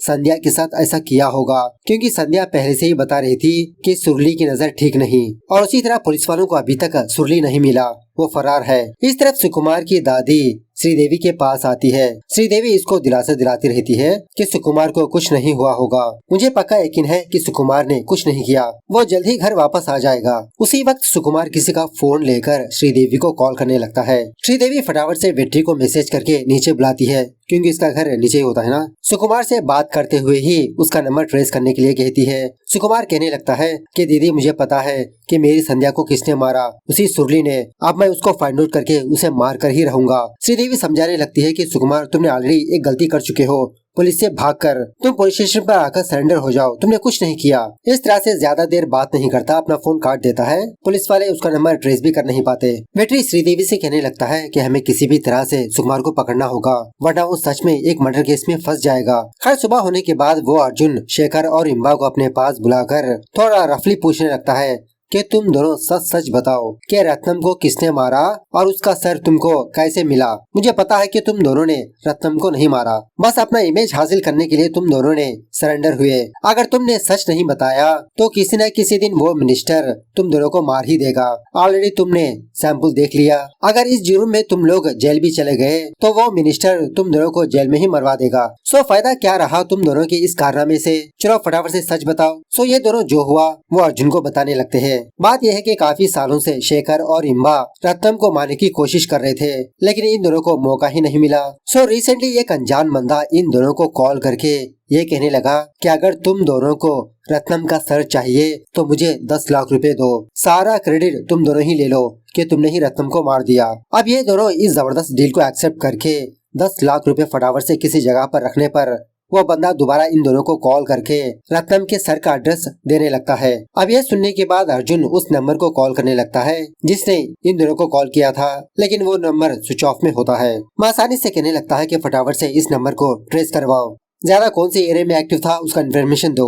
थोड़ी देर के बाद अर्जुन उस कांचना को पुलिस स्टेशन पर बुलाता है, क्योंकि रत्नम की केस में यही दूसरी सस्पेक्ट होती है। कांचना कहने लगती है कि सर, मुझे जो पता था वो सब कुछ मैंने उस दिन ही बता दिया, दोबारा मुझे यहाँ पर क्यों बुलाया। अर्जुन कहने लगता है, हाँ आपने तो सब कुछ बता दिया, लेकिन आपने ये नहीं बताया कि आपने क्यों रत्नम को मारा। कांचना कहने लगती है, अरे सर मैं क्यों रत्नम को मारूंगी, उन्होंने तो मुझे जिंदगी दी, मेरी अच्छे से केयरिंग किया। अर्जुन कहने लगता है कि वही तो मैं भी पूछ रहा हूँ, वो तुम्हारी इतनी केयरिंग कर रहा था, इतना प्यार कर रहा था, इसके बावजूद भी तुमने उस रत्नम को क्यों मारा। इस तरह से बार बार पूछने पर भी कांचना कुछ भी नहीं बताती। तभी महासानी अर्जुन से कहने लगती है कि सर क्या मैं एक बार ट्राई करूं। इस तरह से महासानी इस कांचना को बहुत मारने पीटने लगती है कि सच बताती हो या तो फिर मैं असली टॉर्चर स्टार्ट करूं। अब डर के मारे ये कांचना पुलिस वालों को जो हुआ वो बताने लगती है। सीन दोबारा थोड़ा सा फ्लैशबैक में जाने लगता है। रत्नम इस कांचना से शादी करने के बाद जब भी इस कांचना के पास आता, ये कहने लगता कि तुम जिस तरह से शूटिंग पर जाने के लिए रेडी होती हो, उसी तरह से रेडी होकर मेरे सामने आओ। जब पहली बार कांचना सेक्सी से रेडी होकर रत्नम के पास आती है तो रत्नम के हाथ कांपने लगते हैं। रत्नम अपनी एक सच्चाई कांचना को बताने लगता है कि कुछ सालों पहले इसका एक छोटा सा एक्सीडेंट हुआ, उस एक्सीडेंट की वजह से रत्नम की मर्दानगी चली गई। रत्नम कहने लगता है कि मैं मेडिसिन से इस्तेमाल कर रहा हूँ, अब थोड़ा सा बेहतर है। जब भी मैं तुमको देखता हूँ तो मेरे अंदर एक अजीब का जुनून आता है, लेकिन मैं बेबस और लाचार हूँ, कुछ भी नहीं कर सकता। तुम्हारे साथ तो मुझे ऐसी फीलिंग्स होती है, लेकिन जब भी मैं अपनी पहली बीवी के पास जाता हूँ तो मुझे कुछ भी फीलिंग्स ही नहीं आती। बस कुछ महीने और सब कुछ सेट हो जाएगा। जब भी मैं तुमको छूने की कोशिश करता हूँ तो मेरे हाथ कांपने लगते हैं। बस मेरे मन में यही इच्छा होती है कि मैं तुमको सामने रखकर बस ऐसे ही देखता रहूं। इस तरह से रत्नम कांचना के साथ कुछ करता ही नहीं, बस हर रोज कांचना के पास आता, रेडी होकर अपने सामने बिठाता, उसको देखता रहता। एक दिन कांचना उसी तरह से टिप टॉप से रेडी होकर रत्नम का इंतजार कर रही थी। तभी रमेश नाम का एक कुल्फी वाला कांचना के घर पर आकर एक स्पेशल आइस देने लगता है। रमेश कांचना को आइस देकर पानी पूछने पर कांचना घर में बुलाकर इसको पानी देने लगती है। कांचना पूछने लगती है कि आखिरकार तुम इस आइस में ऐसा क्या मिलाते हो जो रत्नम रात भर सोता ही नहीं। रमेश कहने लगता है, अरे दीदी ये एक स्पेशल आइस है, स्पेशल वीआईपी लोगों के लिए। जो भी बंदा इस आइस को खाता अपनी बीवी या तो फिर अपनी जीएफ को सोने ही नहीं देता। अब रमेश ऐसा इमेजिनेशन कर चुका होता है कि रत्नम कांचना के साथ रात भर काटमान कर रहा है, तो कांचना यही बात कहने लगती है कि वो रत्नम मेरे साथ कुछ भी नहीं करता, पता नहीं तुम लोग इसमें ऐसा क्या मिलाते हो, रात भर मुझे अपने सामने बिठाकर मुझे देखता रहता। अब वो रत्नम रमेश के सामने बहुत हवाबाजी कर चुका होता है कि तुम्हारी आइस की वजह से मैंने रात भर कांचना को सोने ही नहीं दिया। लेकिन अब कांचना के जरिए से रमेश को रत्नम का असली सच पता लग चुका होता है। कहने लगती है कि खामखा मैंने इस इंसान से शादी कर लिया। रमेश से कहने लगती है कि रमेश अगली बार जब तुम रत्नम को आइस दोगे तो उसमें जहर मिला दो। अरे जोक नहीं यार, सच में मैं तुमको अच्छे खासे पैसों भी दूंगी। रमेश कहने लगता है कि दीदी मुझे तो आपसे पैसे नहीं चाहिए, मुझे तो कुछ और ही चाहिए। जब भी रत्नम भाई मेरे सामने आकर आपके बारे में बोलता रहता है तो मेरे मन में अजीब के इमेजिनेशन चलते हैं। मुझे तो बस आप चाहिए, मैं आपके लिए रत्नम को मार भी सकता हूँ। अब कांचना भी इसके लिए ओके कहकर ये दोनों कांडवान करने लगते हैं। दूसरी तरफ वो सुकुमार पुलिस वालों से बचते बचाते अपने फ्रेंड सुरली के बारे में भी तलाश करते रहता है, लेकिन सुरली के बारे में इसको कुछ भी इन्फॉर्मेशन नहीं मिलती, न ही इसके फ्रेंड्स के जरिए से। उसी रात अर्जुन उसके टीम मेंबर्स उस रमेश की तलाश करते रहते हैं। कुछ आइस वालों से पूछताछ करने पर पुलिस वालों को ये बात पता चलती है कि वो रमेश कुछ दिनों से नजर ही नहीं आ रहा। इसी इन्वेस्टिगेशन के दौरान अर्जुन डिनर करने के लिए किसी होटल की तलाश करते रहता है। तभी महासानी कहने लगती है, अरे सर मेरा घर पास ही में है, चलिए मैं आपको अच्छा सा डोसा बनाकर खिलाऊंगी। वैसे भी इस टाइम कोई भी होटल ओपन नहीं होता। इस तरह से महासानी अपनी टीम मेंबर्स को अपने घर पर लाकर चाय पानी वगैरह देने लगती है। महासानी को देखकर अर्जुन इसकी बहुत तारीफ करने लगता है, क्योंकि इस घर में महासानी अकेली रहती है, इसका गांव बहुत ही दूर होता है। महासानी कहने लगती है कि सर हमारे गांव में कोई भी ज्यादा पढ़ाई नहीं करता, मैं अकेली लड़की हूँ जो इस जॉब को हासिल किया। अर्जुन के मुंह से इसकी तारीफ सुनकर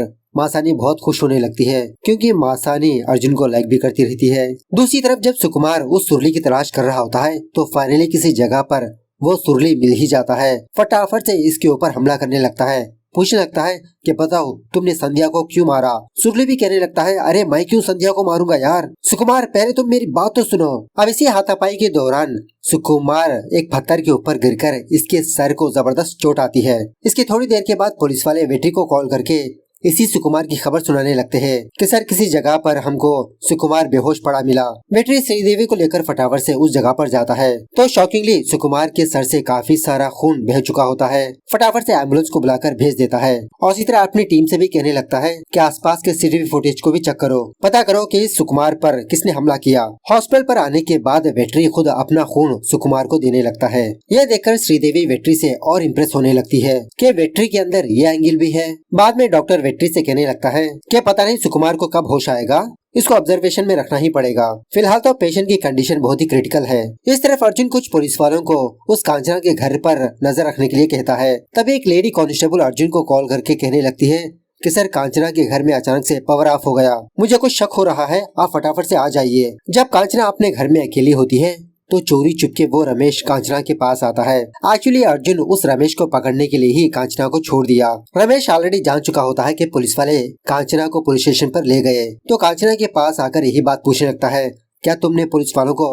हमारे बारे में बता दिया? कांचना झूठ बोलने लगती है, अरे नहीं रमेश, मैं पुलिस वालों को क्यों सच बताऊंगी, पुलिस वालों को मुझ पर शक हुआ और उसी तरह शेखर और इम्बा ने अपना सच कबूल कर लिया कि उन दोनों ने उस रत्नम को नहीं मारा। रमेश कहने लगता है, तुम तो इस केस में हल्के से खिसक जाओगे लेकिन फंसूंगा मैं ही, क्योंकि मैंने ही रत्नम को मारा ना। इस तरह से कांचना से झगड़ा करते रहता है। उसी वक्त अर्जुन उसके टीम मेंबर्स यहाँ पर आ जाते हैं, रमेश को पकड़ ही लेते हैं। इन दोनों को दोबारा पुलिस स्टेशन पर लाकर रमेश से पूछने लगता है कि सच बताओ कि उस रात क्या हुआ। रमेश जो हुआ वो बताने लगता है। एक दिन रमेश किसी बार में बैठा था, उसी बार में शेखर और इम्बा उसी रत्नम के बारे में बात कर रहे थे कि अरे यार हमको मौका ही नहीं मिल रहा उस रत्नम को मारने के लिए। इन दोनों की सारी बातें वो रमेश सुन लेता है, डिसाइड कर लेता है कि इन दोनों को बकरा बनाएगा। बाद में जब रमेश आइस बेच रहा होता है तो रोजमर्रा की तरह रत्नम रमेश के पास आता है, लेकिन इस बार रमेश रत्नम को स्पेशल वाली आइस देने के बजाय बेहोशी की दवा मिलाकर देने लगता है। रत्नम वो आइस खाने के बाद इसका सर चकराने लगता है। मौका देखकर वो रमेश एक रस्सी की मदद से रत्नम को मारने की कोशिश करने लगता है लेकिन मार नहीं पाता। फटाफट से वहाँ से दूर भागकर चुप चुप के देखने लगता है कि अगर रत्नम बेहोश हो जाएगा तो मैं इसको मार दूंगा, क्योंकि अभी तक रत्नम को नशा नहीं हुआ होता। उसी रास्ते से रत्नम का साला गुजरते हुए रत्नम को यहाँ पर देखता है। रत्नम कहने लगता है, अरे अच्छा हुआ तुम आ गए विजय, वो देखो रमेश जो आइस बेचने वाला मुझे मारने की कोशिश किया। विजय कहने लगता है कि तुमने तो मेरी बहन की जिंदगी बर्बाद करके दूसरी औरत के साथ गुलछर्रे उड़ा रहे हो, तुम्हारे साथ ऐसा ही होना चाहिए। इस तरह से एक चाकू लेकर इस रत्नम को मार देता है और वो रमेश तो चुप चुप के देख रहा होता है। विजय जाने के बाद रमेश बाहर आकर एक चाकू से रत्नम का गला काट देता है, धड़ से अलग कर देता है। रत्नम का सर लेकर कांचना के पास आकर ऐसे जताने लगता है कि इसी ने उस रत्नम को मार दिया, अब हम दोनों के रास्ते पर कोई भी नहीं आएगा। कांचना पूछने लगती है, अरे इस सर को तुम यहाँ पर क्यों लेकर आए हो? रमेश कहने लगता है कि मैं इसके साथ बिजनेस करने वाला हूँ,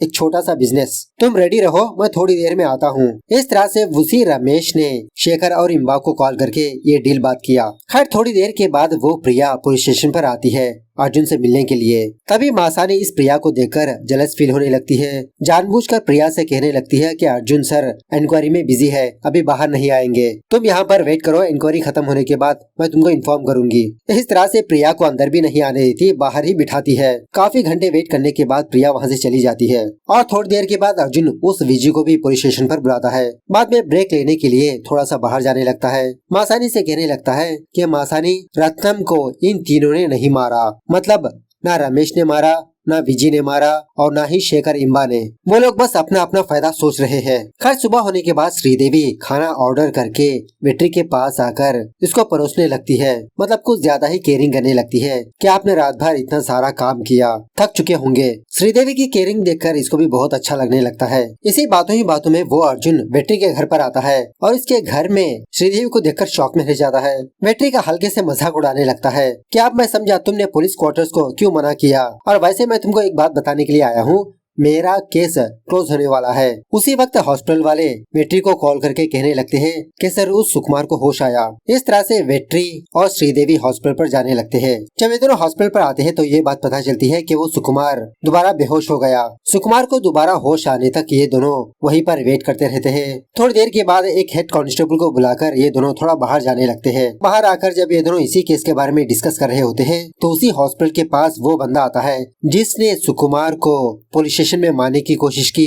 अब वेट्री को यहाँ पर देखकर वो बंदा अपना चेहरा छुपाते हुए अंदर जाने लगता है। वेट्री इस बंदे को देख लेता है और सोचने लगता है कि मैंने इस बंदे को कहीं पर देखा है, कहाँ पर देखा है इसको याद ही नहीं आता। बाद में जब वो बंदा आईसीयू रूम के पास जाता है तो वहाँ पर हेड कांस्टेबल होता है, मौके की तलाश में होता है कि कब इसको मौका मिले वो अंदर जाकर सुकुमार को मार देगा। थोड़ी देर के बाद वो कांस्टेबल फोन में बात करते हुए थोड़ा सा साइड में जाने लगता है। वो बंदा फटाफट से सुकुमार के पास आता है इसको मारने के लिए। जब मारने ही वाला होता है तो वेट्री यहाँ पर पहुँच जाता है। मतलब वेट्री को इस बंदे के बारे में याद आ चुका होता है कि इसने सेल में देखा था। अब वो बंदा वेट्री से फाइट करके हॉस्पिटल से भागने लगता है। वेट्री भी इसका जबरदस्त तरीके से चेजिंग करने लगता है। इसी चेजिंग के दरमियान में वो बंदा एक गाड़ी के सामने आने पर जबरदस्त तरीके से एक्सीडेंट हो जाता है और वहीं पर इसकी मौत भी हो जाती है। उसके बाद उस बंदे का फोन चेक करने पर रिसेंटली इस बंदे ने किसी येसुदास नाम के बंदे को कॉल किया था और उस येसुदास का लोकेशन पता करने पर वो किसी आइस फैक्ट्री पर दिखा रहा है, वही संध्या आइस फैक्ट्री।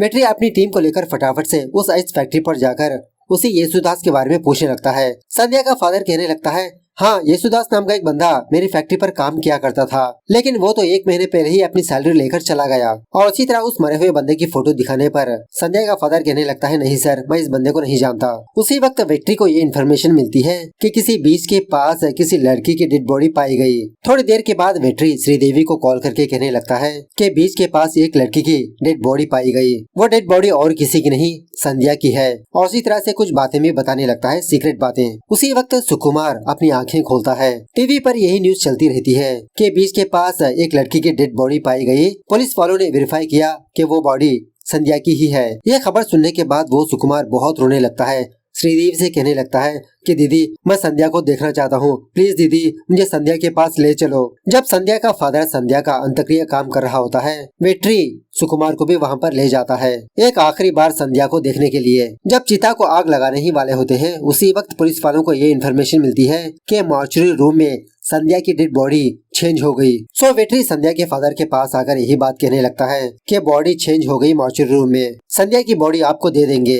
यह सुनने के बाद संध्या का फादर बहुत गुस्सा करने लगता है कि आप लोगों को मेरी बेटी की मौत मजाक लग रही है। बाद में डॉक्टर संध्या की बॉडी को वहाँ से ले जाता है संध्या की असली बॉडी ले आने के लिए। उसके बाद डॉक्टर वेट्री के पास आकर कहने लगता है कि सर डेड बॉडी को मॉर्चुरी रूम में ही बदल दिया गया है। यह सुनने के बाद वेट्री को इसी संध्या के फादर ही शक होने लगता है। इसके पास आकर पूछने लगता है कि बताओ डेड बॉडी कैसे बदल गई, हमने जो तुमको डेड बॉडी दिया वो ये नहीं है। एक्चुअली बात यह है कि यहाँ पर वेट्री ने एक छोटा सा प्लान किया, सारे लोगों को ये यकीन दिलाया कि पुलिस वालों को संध्या की डेड बॉडी मिल गई, लेकिन हालांकि संध्या की डेड बॉडी उसके फादर की फैक्ट्री में ही मौजूद है। तो डेड बॉडी को जब मॉर्चुरी रूम पर भेजा तो संध्या के फादर ने इसकी असली डेड बॉडी से बदल दिया। तो वही वेट्री यहाँ पर कंफर्मेशन लेता है डॉक्टर को बुलाकर। थोड़ा हार्डली पूछने पर संध्या का फादर सच बताने लगता है वेट्री को।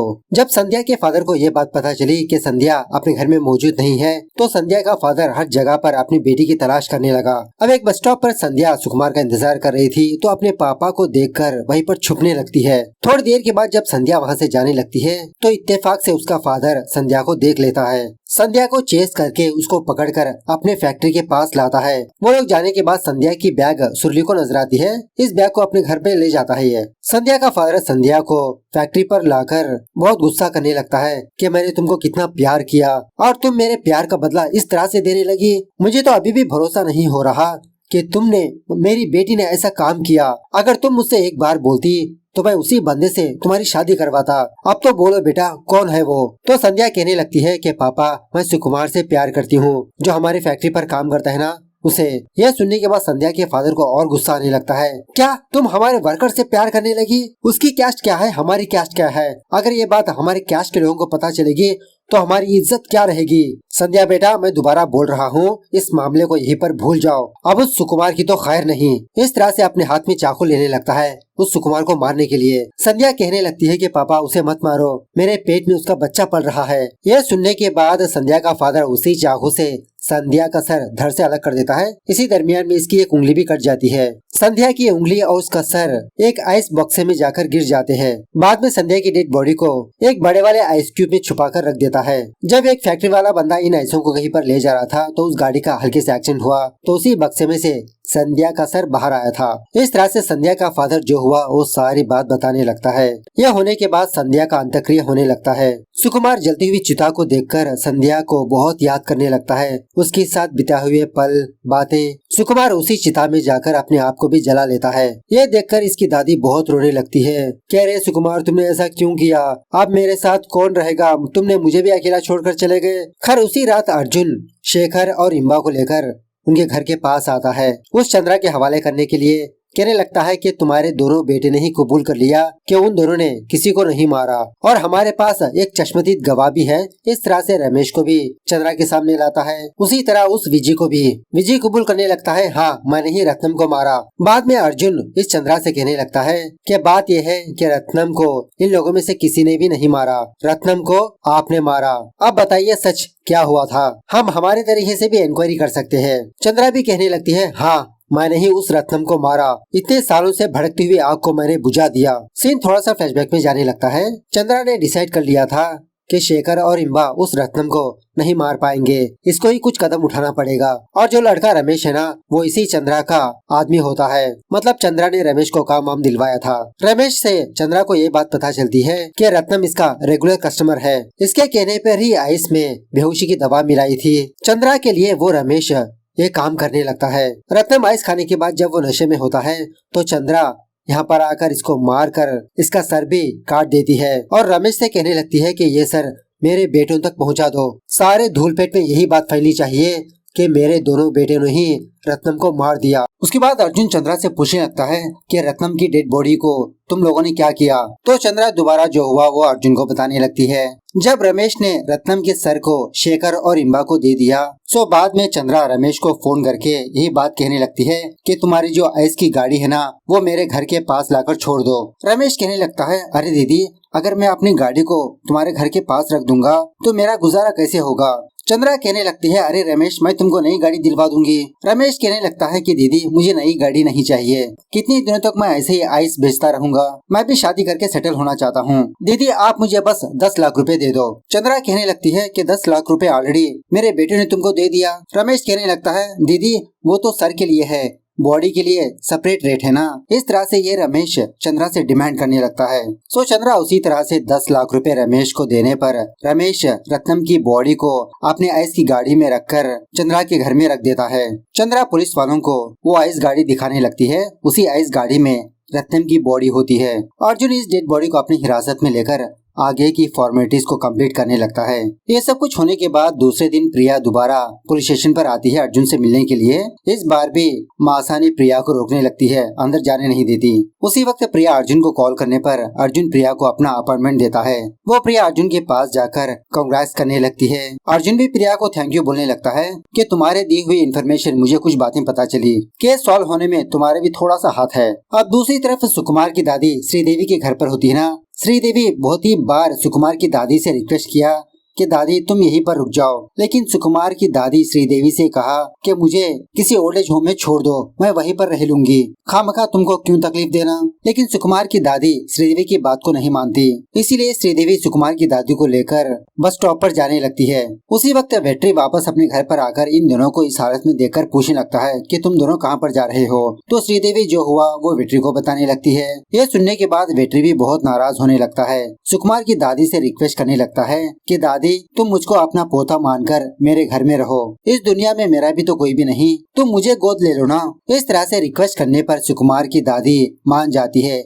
वेट्री के घर में रहने के लिए। उसके बाद कमिश्नर मीडिया वालों को बुलाकर अर्जुन और वेट्री ने जो 2 केसेस को सॉल्व किया उसके सारे डिटेल्स बताने लगता है और इसी तरह से इन दोनों की टीम को बहुत अप्रिशिएट भी करने लगता है। इसी दरमियान में मीडिया वाले कमिश्नर से तीसरे केस के बारे में भी पूछने लगते हैं। कमिश्नर कहने लगता है कि जल्द ही ये दोनों उस केस को भी सॉल्व कर लेंगे। बाद में कमिश्नर इसी मीडिया के सामने मासानी को प्रमोशन भी देने लगता है एज ए हेड कांस्टेबल की तरह। उसके बाद वेट्री, मासानी और अर्जुन तीसरे केस के बारे में डिस्कस करने लगते हैं, वही जो सर कूड़ादान में मिला था। और अब तक वेट्री ने इस केस में जो इन्वेस्टिगेशन किया था उसको ये बात पता चली कि वेट्री पहले दिन जिस लॉज में स्टे किया था उसी लॉज में एक कपल भी स्टे किए थे और उस लॉज में काम करने वाले बच्चे से वेट्री को ये बात पता चली थी कि वो दोनों काफी सालों के बाद इस गांव पर आए हैं। पता नहीं इसके माँ बाप कैसे रिएक्ट करेंगे। उस लॉट से बाहर जाने के बाद वो दोनों वापस नहीं लौटे। अब 12 साल पहले जो बच्चे मिसिंग हो गए थे, वेट्री उन केसेस को रीओपन करके हर एक घर के पास जाकर चेकिंग करते रहता है। इसी इन्वेस्टिगेशन के दौरान एक घर को ताला लगा होता है, मतलब उस घर के लोग अपनी बेटी की शादी के लिए दूसरे गांव पर गए होते हैं। अगर वो फैमिली वापस लौटेंगे तो वेट्री उनसे पूछताछ करने के लिए वहां पर जाएगा। अब दूसरे दिन ही वेट्री को ये बात पता चलती है कि उस घर वाले वापस अपने घर पर लौट आए हैं। फटाफट से वेट्री अपनी टीम को लेकर उस घर पर जाता है। वेट्री कैलाश नाम के एक बंदे से मुलाकात करके इसके बेटे के बारे में पूछने लगता है कि आपने 12 साल पहले अपने बेटे की मिसिंग कंप्लेंट लिखवाई थी, उसी के बारे में इंक्वायरी करने के लिए हम यहाँ पर आए हैं। वो कैलाश कहने लगता है, हाँ सर, 12 साल पहले मेरा बेटा आनंद स्कूल गया था, वापस लौटकर नहीं आया। मैंने पुलिस में कंप्लेंट किया, काफी जगहों पर ढूंढा, लेकिन नो यूज। लेकिन सर, लास्ट वीक मेरा बेटा आनंद मेरी बेटी की शादी पर आया था, हमसे मुलाकात करके वो वापस चला गया। वेट्री पूछने लगता है कि आखिरकार आनंद घर से क्यों भागा। कैलाश कहने लगता है कि सर, आनंद को पढ़ाई पर इतना इंटरेस्ट नहीं था,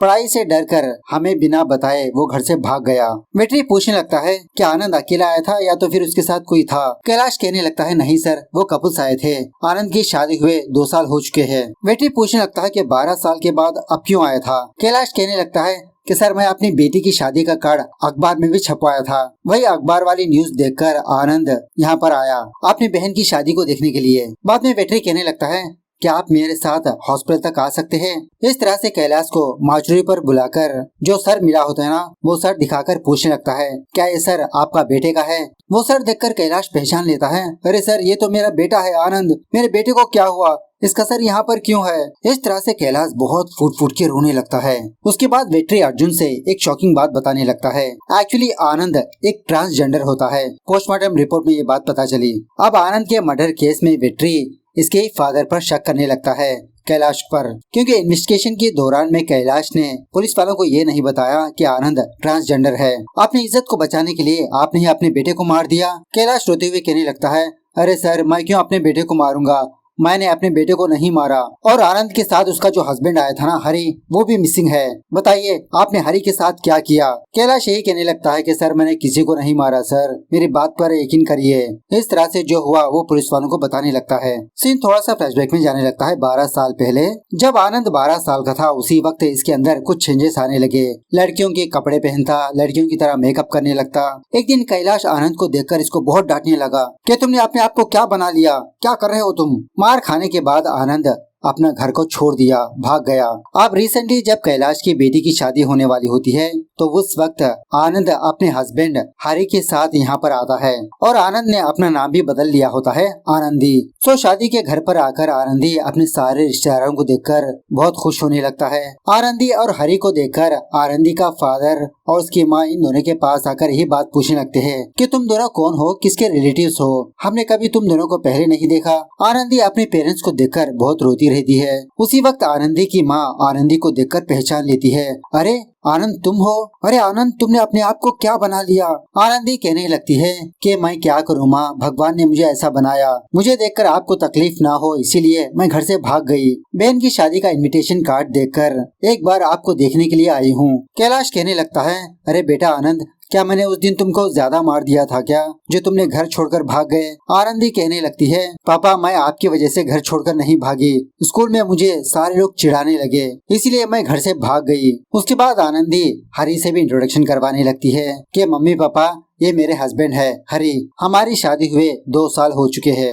थोड़ी देर बात करने के बाद आनंदी कहने लगती है कि पापा अब हम दोनों यहाँ से निकलते हैं, अगर रिश्तेदार हमको देखेंगे तो शायद आपकी बदनामी होगी, फिर किसी दिन हम दोनों आएंगे। आनंदी के पेरेंट्स आनंदी को रोकने की कोशिश करने लगते हैं, लेकिन आनंदी नहीं रुकती। आनंदी की माँ खुशी के मारे एक सोने की चैन देने लगती है और इसी तरह से आनंदी का फादर कुछ पैसे भी देने लगता है। पैसे जेवर लेने से ये दोनों बहुत मना करने लगते हैं, लेकिन आनंदी के पेरेंट्स इन दोनों को जबरदस्ती देने लगते हैं। इस तरह से कैलाश जो हुआ वो पुलिस वालों को बताने लगता है। फिर भी इस केस में कैलाश प्राइम सस्पेक्ट होने की वजह से इसको हिरासत में ले लेते हैं। हर थोड़ी देर के बाद कुछ ट्रांसजेंडर से पुलिस स्टेशन के पास आकर धरना करने लगते हैं कि वो कैसा बाप है, अपने बेटे को ही मार दिया, हमको न्याय चाहिए। मतलब ये सारी बात मीडिया के जरिए से फैल चुकी होती है। एक ट्रांसजेंडर तो अंदर ही चली जाती है, लेकिन मासानी इसको रोकने लगती है। इसी बातों में वो ट्रांसजेंडर मासानी के सर के ऊपर अपना हाथ रखकर आशीर्वाद देने लगती है। ऐसा करते ही मासानी को दोबारा कुछ विजन्स नजर आने लगते हैं। मतलब इसके विजन्स में कोई बंदा नजर आता है जो आनंदी के सर को काट रहा होता है। ऐसा विजन देखते ही मासानी उसी वक्त बेहोश गिर जाती है। मासानी को फटाफट से हॉस्पिटल में एडमिट करने के बाद 5 घंटे के बाद इसको होश आता है। अर्जुन मासानी की केयरिंग करते हुए वहीं पर होता है हॉस्पिटल में। मासानी को होश आने के बाद अर्जुन हल्के से इसको डांटने लगता है कि तुमने कुछ खाया पिया नहीं, इसीलिए तुम बेहोश हो गई, और वो भी 5 घंटों तक। इसी बातों में मासानी अर्जुन से अपने विजन के बारे में बताने लगती है कि जब जब इसको ऐसे विजन्स नजर आते हैं। हालांकि अर्जुन को इन सारी चीजों पर यकीन नहीं होता, लेकिन साइंटिफिक तरीके से भी थोड़ा सोचने लगता है। मासानी ने अपने विजन में जो सारी चीजें देखी वो अर्जुन को बताने लगती है। उसके बाद अर्जुन ही हॉस्पिटल का बिल पे करने लगता है। ये सुनकर मासानी बहुत मुस्कुराने लगती है। खैर दूसरे दिन एक बंदा बहुत ही जख्मी हालत में भागते भागते पुलिस स्टेशन के पास आकर बेहोश गिर जाता है। कांस्टेबल्स फटाफट से इस बंदे को होश में लाकर पुलिस स्टेशन के अंदर ले जाते हैं। शॉकिंगली ये बंदा हरी होता है, वही आनंदी का हस्बैंड। अब हरी लॉकअप में कैलाश को देखकर अर्जुन से ही बात कहने लगता है कि सर इसी ने मेरे आनंदी को मार दिया। कैलाश भी कहने लगता है कि मैंने नहीं सर, इसी ने मेरे बेटे को मार दिया।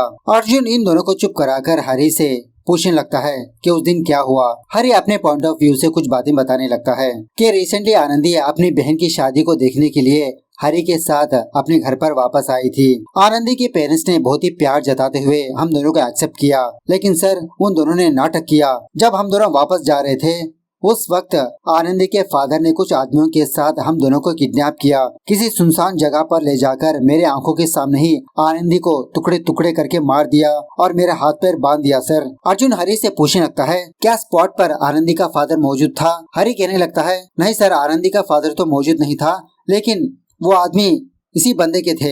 बाद में अर्जुन एक डॉक्टर को बुलाकर इसकी मरहम पट्टी करवाने लगता है। उसके बाद हरी पुलिस वालों को आनंदी का डेड बॉडी का लोकेशन भी बताने लगता है। मतलब हरी का यही कहना होता है कि कैलाश ने आनंदी को मारकर उसकी डेड बॉडी को कहीं पर दफना दिया। डीएनए टेस्ट करने पर कंफर्म हो जाता है कि सच में वो डेड बॉडी आनंदी की ही है। उसके बाद अर्जुन वेट्री से ये बात पूछने लगता है कि तुम्हें क्या लगता है, क्या सच में आनंदी के फादर ने ही आनंदी को मारा। वेट्री कहने लगता है हो सकता है, क्योंकि संध्या के केस में उसके फादर ने ही उसको मार दिया। वेट्री उस हरी का कॉल हिस्ट्री भी चेक करने लगता है, लेकिन कुछ ज्यादा सबूत नहीं मिलते। यहाँ पर एक और बात यह है कि जिस जगह पर डेड बॉडी मिली उसी जगह पर मर्डर वेपन भी मिला। शॉकिंगली मर्डर वेपन के ऊपर हरी के फिंगरप्रिंट्स है। तभी मासानी वेट्री और अर्जुन को एक आइडिया देने लगती है कि सर हम लोग इस हरी को छोड़ देंगे, अगर उसको पुलिस स्टेशन में रखकर इंक्वायरी करेंगे तो शायद वो सच नहीं बोलेगा, उसको बाहर छोड़कर हम उसको फॉलो करेंगे। सो आइडिया अच्छा है समझकर उसको अप्लाई करने के लिए कहते हैं। उसके बाद जब मासानी उस रूम से बाहर आती है तो ये देखती है कि कैलाश जो लॉकअप में बंदा होता है उसने अभी तक खाना नहीं खाया, और साइकोलॉजी के हिसाब से जो बंदा निर्दोष होता है उसको ना भूख लगती है ना प्यास। जब वो हरी की तरफ देखती है तो हरी तो अपना पेट की पूजा कर रहा होता है, और उसी तरह से मासानी से डिमांड भी करने लगता है कि मैडम खाना टेस्टी नहीं है, ऑलरेडी आधा खाना खा चुका होता है।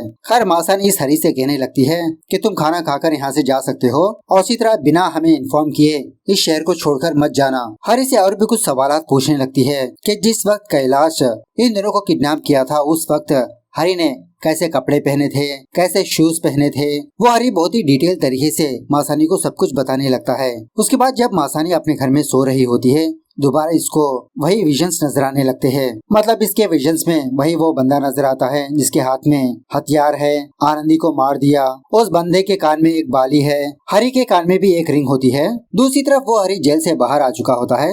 जब किसी रास्ते पर जा रहा होता है तो इसको कुछ प्रोस्टिट्यूट नजर आते हैं। हरी उनके पास जाकर बात करने लगता है कि अगर तुम फ्री हो तो चलो मेरे साथ। एक लड़की कहने लगती है कि यहाँ पर लॉज वगैरह कुछ नहीं, लेकिन पास ही में एक ऑटो है। इस तरह से ये दोनों ऑटो में जाने लगते हैं कांडवान करने के लिए। उसी वक्त मासानी और 2 कांस्टेबल्स आकर इस हरी को रंगे हाथों पकड़ लेते हैं। कहने लगती है कि तुम्हारी बीवी मरने के बाद तुम यहाँ पर आकर गुलछर्रे उड़ा रहे हो, चलो बेटा दोबारा पुलिस स्टेशन, तुम्हारी तो खैर नहीं। इस तरह से हरी को पुलिस स्टेशन पर लाकर बहुत पिटाई करने लगते हैं। हरी तो यही कहने लगता है कि मैडम मैंने अपनी बीवी को नहीं मारा, मेरी बातों पर यकीन करिए।